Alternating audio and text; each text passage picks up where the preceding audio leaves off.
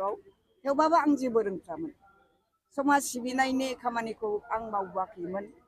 खिन्थु बिथांनि लुबैनायाव बिथांनि इच्छा मथे बिथाङा जेरै हास्थायदों आंखौ माने हिनजावफोरनि मोनसे हानजा दानो थाखाय हास्थायनानै आंखौ आफादगिरि खालामनो बियो जेरै लुबैदोंमोन बेबायदिनो आं जाबोनांदों आरो एखेलगे थानानै सानैजों एखेलगे थानानै आन्दलनखौ सालायदोंमोन बियो फरायसा आफाद जानानै सालायदों आरो फरायसा आफादा आन्दलन सालायनायाव माखासे बिभिन्न धरनर गुबुन गुबुन रोखोमनि एक्सिडेन्ट जादोंमोन बे इन्सिडेन्टफोरखौ हिनजावफोरनि सायाव जिनाहारि खालामनाय आरिनाय बेफोरखौ आं मावबोदोंमोन आरो बेजोंनो सारा आसामाव बर' हारिनि जायगाफोरखौ आं नुदों बे जेरावबो आंखौ लांनानै बिदिनो बिथाङा फोरोंदों आरो बिथाङा अबथिरा थैनानै थांबाय बिथांनि गोसोआव दङमोन माबा मोनसे सुक्ति खालामनो खिन्थु जोंनि माखासे लिडारफ्रा मानियैयाव बिथांनि लुबैनाय बायदि सुक्ति मोनसे गाव जे आन्दलन खालामदोंमोन बे आन्दलन खालामनायनि मोनसे माबा आगान गालांनो बिथाङा हास्थायदोंमोन बे खोथाखौ आंनो बियो बुंदों जों सानैजों रायलायलायनायाव आंनो हारसिङै बे बाथ्राखौ बुंदों दा बेखायनो आंहा दुखु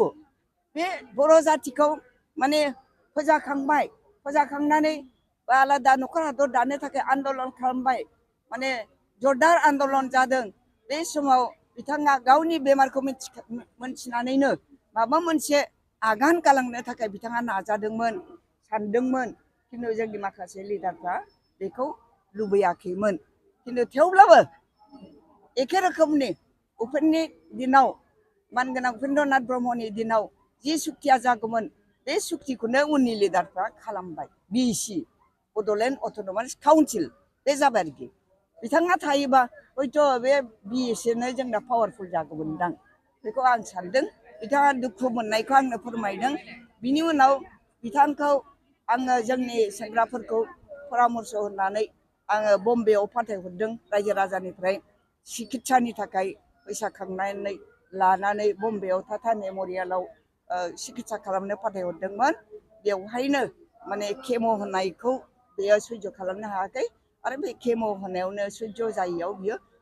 बम्बे टाटा मेमरियेलाव थैदों आरोखि बिराद गिदिर दाहा होनानै थांबाय बिथाङा आरो आंखौ बिथाङानो बानायलांबाय बिथाङानो थैनायनि सिगां बुंलांदों जे जोङो आन्दलनखौ खालि ग्रासरुट लेभेलावल' खालामबा जानाय नङा एसेम्ब्लिनि गेजेरजोंबो बिधान सभानि गेजेरजोंबो जोंनि आन्दलनखौ जोङो माने आत्म प्रकाश खालामनायनि बाथ्राखौ सिन्था खालामनांगोन होननानै बिथाङा बुंदोंमोन आरो बिदि बुंनाय लोगो लोगो बिथाङा 90आव थैबाय 91आव इलेक्सना फैबाय बेवहाय आंखौ माने जोंना लिडारफ्रा गेलेनो होनायलाय आरो बुंनायलाय जा नङा आब'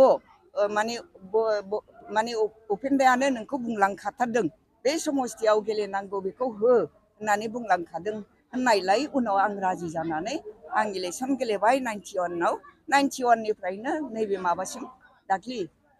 बै थांनाय एसेम्ब्लि इलेक्सनसिम आं गेलेदोंमोन खिन्थु खाफाल मोनदा आङो जाथिनि थाखाय गाबथानायावनो आङो माने खांग्रां नांनो जादों आं खांग्राङा आं जेना खिन्थु मेसिनाव फेजेनदों आरोखि आं बर'नि राजखान्थि दैदेनगिरिफोरखौ आलादा आलादा जुजिलायनायखौ नुनो मोनदों आरो बिथाङा जुजिनानै जेबो जाया आलादा बेखायनो ज' जानांगौ जायफ्रा माने गावखौनो गोरोंसिन सानदों बिसोरो सिन्था खालामनाया दरखार